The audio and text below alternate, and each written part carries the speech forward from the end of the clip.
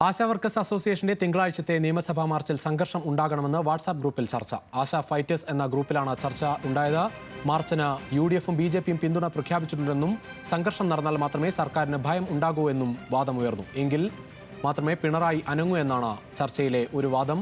ഗ്രൂപ്പിലെ ചർച്ചയുടെ screenshot news മലയാളത്തിന് ലഭിച്ചു. വിവരങ്ങളുമായി തിരുവനന്തപുരത്ത് നിന്ന് VS അനു ചേരുകയാണ്. VS, മനഃപൂർവ്വം ഒരു സംഘർഷം ഉണ്ടാക്കണം എന്ന തരത്തിലൊക്കെ ആളുകൾ പറഞ്ഞു തുടങ്ങുകയാണ്.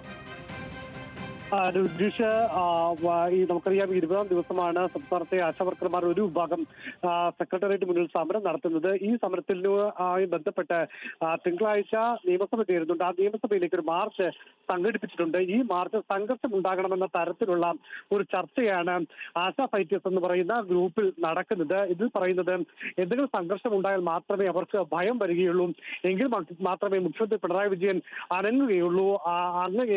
അങ്ങനെ ഒരു സംഘർഷം ഉണ്ടായാൽ മാത്രമേ ഈ സമരം ഒരു ഒത്തുതീർപ്പിലേക്ക് എത്തുകയുള്ളൂ എന്ന തരത്തിലുള്ള ചർച്ചയാണ് ഈ ഗ്രൂപ്പിൽ നടക്കുന്നത്. ഈ ഗ്രൂപ്പ് ചർച്ച നമ്മൾ ഈ സമര നേതാക്കളുമായിട്ടൊക്കെ ഈ സ്ക്രീൻഷോട്ട് നമുക്ക് ലഭിച്ചതിന്റെ പശ്ചാത്തലത്തിൽ നമ്മൾ അവരെ ബന്ധപ്പെട്ടിരുന്നു.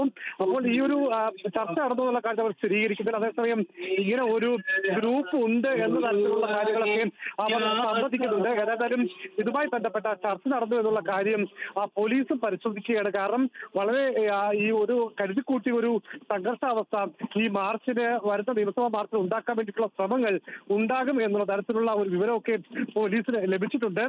അതുമായി ബന്ധപ്പെട്ട പോലീസിന്റെ സംവിധാനങ്ങളൊക്കെ പരിശോധിക്കുന്നുണ്ട്. ആ ഒരു ചർച്ചയുടെ സ്ക്രീൻഷോട്ടാണ് നമുക്കിപ്പോൾ ലഭിച്ചിരിക്കുന്നത്. ശരി, VS അനു.